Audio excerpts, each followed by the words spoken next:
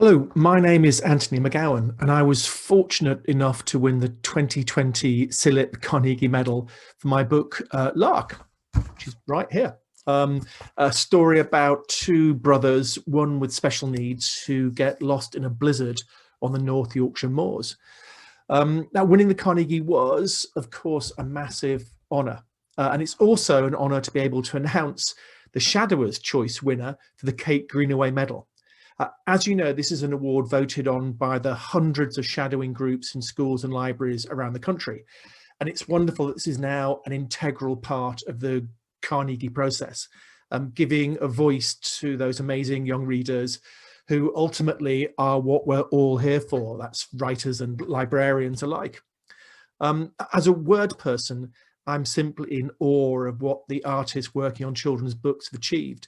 It's a cliche to say that we're living through a golden age of children's book illustration, but looking through the Kate Greenaway shortlist, my breath was taken time and time again by the glory and sublimity of the artwork. So without further ado, I can announce that the winner of the Shadowers' Choice for the Kate Greenaway Medal is Kadir Nelson for his powerful and beautiful illustrations to Kwame Alexander's magnificently Undefeated.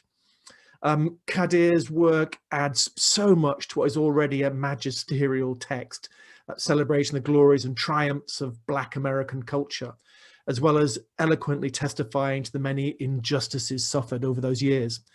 So a huge congratulations to Kadir. It's so great that the young readers have recognized you and this brilliant book in this way. Now, writers are a diverse bunch, endlessly weird and eccentric and individual, like all humans in that respect. But we do have one thing in common. All writers begin as readers. I don't know a single author who isn't a manic, obsessive reader. Our great terror is being stuck on a train or a bus or the toilet without a book within reach. So I've been asked to compile a short list of the books which have influenced or shaped or moved me. And this is, of course, incredibly hard. I mean, to narrow the list down, because every writer could come up with a list of 100 books they've loved and not even begin to run dry. So I've tried to think of the books that made me, or the ones that have changed me in some way. Now I'm going to begin with The Lord of the Rings by J.R.R. Tolkien. Now, when I was a small kid, my great obsessions were animals and war, as a typical horrid little boy in that way. And then a teacher gave me a copy of The Lord of the Rings when I was 9, I think. And it was the first novel I'd ever read. And I had to learn how to read novels by reading it. And it took me 3 years to get through it. But at the end of that time, I was a different sort of a person who reads and might one day even write novels. Now, although my teacher gave me that first copy of the first volume in that series, I then went to the library to get the others. And I then later in life bought the same copy that I read in the library all those years ago in my small hometown of Sherburn Elmers. And here they are. It's rather a beautiful thing back of the Lord of the Rings. The second book I'm choosing is, it's one I've talked about so many times before, A Kestrel for a Knave by Barry Hines. Now, what this book did was to show me that you don't have to go to Middle Earth like Tolkien for adventure, but that the lives of ordinary people, including young people, are full of the tension and excitement and fear and love and hate that novels are made out of. My third choice is Unreliable Memoirs by Clive James. Now, in my Truth of Things series, which Lark concludes, although there is some humour in there, the emphasis is on struggle, on the darkness and, I suppose, difficulty of life. But most of my other books are actually first and foremost meant to be funny. And Clive James is just the funniest writer I know. Other writers have made me laugh. Lucky Jim by Kingsley Amis is another. But Clive James showed me how to be funny in his combination of erudition and silliness and occasional graphic body comedy, all of which I've copied in my time. Now, lastly, I'm going to talk about a book which nobody really reads anymore. Got a copy of it here. But one which showed me again how to be a new way of being funny. Gargantua and Pantagruel by Rabelais. Now, Rabelais was a monk writing in the early 1500s, so it doesn't sound very promising from a humour point of view. But the way he, again, combined philosophy and filthy jokes was just a massive inspiration to me. There's one famous passage in the book where one of the characters tries to find the softest thing to wipe his bottom on. This is long before toilet paper, obviously. And the list goes on for pages and pages. And he tries all kinds of silk hats and satin scarves and various other items of clothing and foliage and animal products before finally hitting on the best thing to wipe your bottom on, which is the soft and downy neck of a goose. Anyway, I read it in bed one night, that passage in particular, almost wetting myself with glee. And the very next day, I sat down and started to write my first book, which is called Hellbent, a gross out comedy about a teenage boy who dies and goes to hell. And it was all, for me, downhill from there. So that's a few of the books that have made me what I am. Heaven help us all. So thank you for listening to that.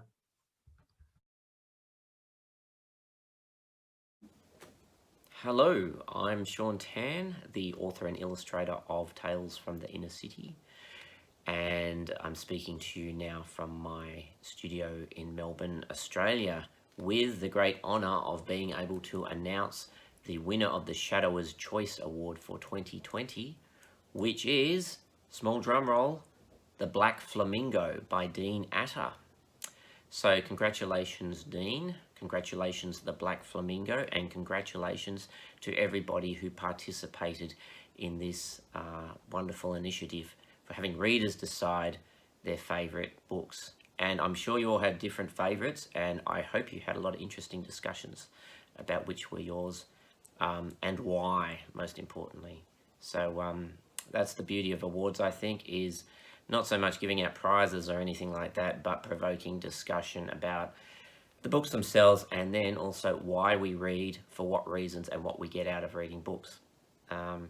With that in mind, I've been asked to talk about a few books that are my favourites or may have influenced me, and it's a very difficult thing to talk about because there's literally thousands, and I think everybody's imagination is composed of just multiple things that they've read and looked at over the years.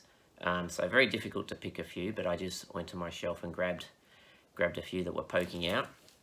So first of all, this book, The Three Golden Keys by Peter Sis, who's a Czech-American writer and illustrator. And this was a very interesting book, which I first saw as some exhibited illustrations, and very different to anything that I'd seen before. Very complex and intricate drawings, actually very much about adult subjects, the adult memory of being a child in Prague, but in a dreamlike sort of way.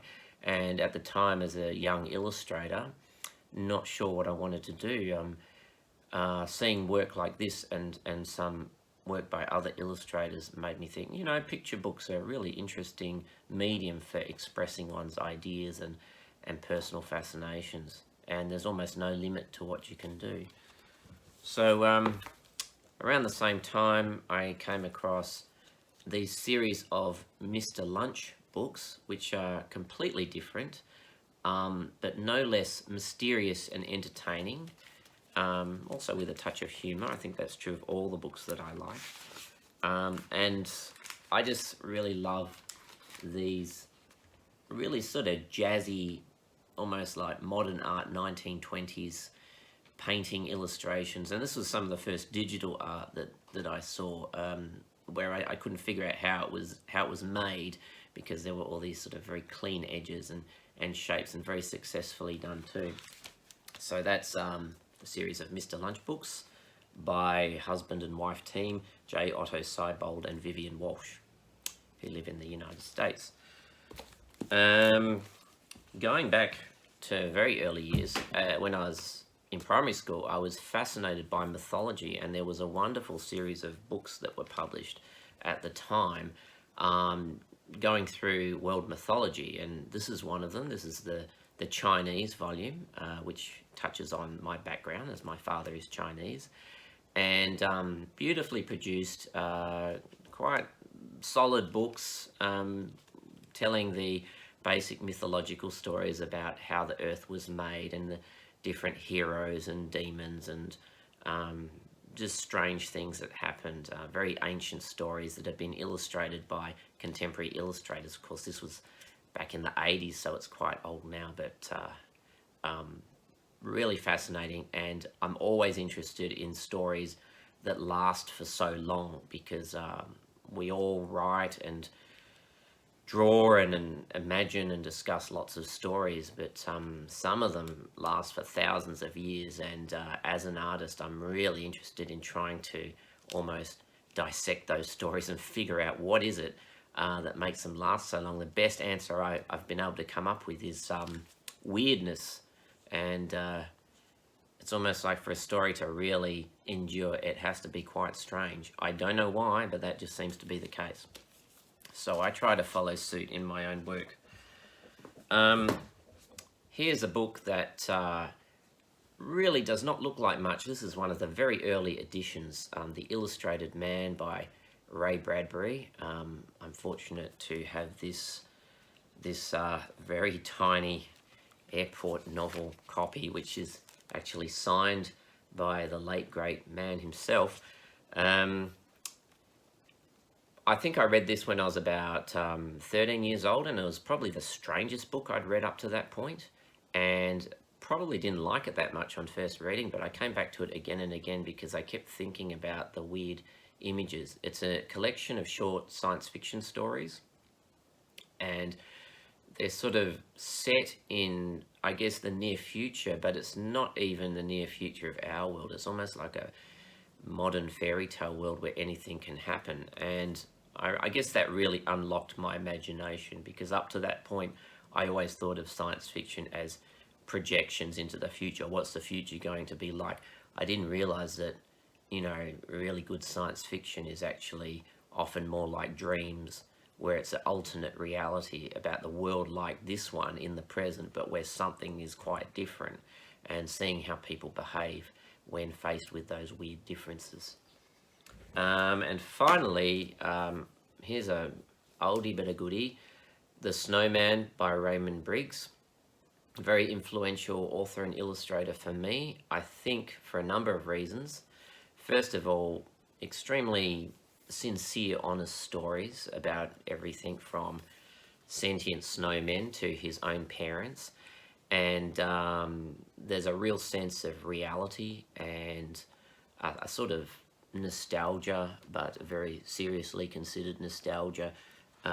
This book, of course, has no words, just illustrations. And at the time when I first really looked at this book, I was working on my own book, The Arrival, and seeing this unlocked a lot of problems for me that I was having with The Arrival, and the realization of how one can tell a story without words quite effectively. So The Snowman is about a boy who builds a snowman. It comes to life, and I think for me the most beautiful part of the book is the most ordinary, is when the boy is showing this strange newcomer into his home and saying, oh, look at this light switch, look at this dishwashing detergent, look at this fridge and this carpet and this TV. And the snowman is just fascinated by all of these things that it's never seen before. And for me, that's what art and literature is really about. It's about making you look again. It's not telling you anything new or fanciful or wonderful that is exciting and novel. It's about drawing on everything that already exists in your mind, all your memories and experience, and saying, hey, let's have a look at those again and think about how we might see the world differently. So that's certainly the thing that inspires me and keeps me drawing at the drawing table every day. So I hope that's true for you as well, and I hope that the books this year have given you a lot to think about, a lot of inspiration for your own stories and pictures or whatever creative work you decide to do, including just thinking quietly to yourself, which is a creative act. And, you know, best wishes for the remainder of the year. I hope we all come through our difficulties having learnt something, and also all the stronger for it. In the meantime, keep well, stay safe, and I look forward to visiting the UK someday before too long. Bye.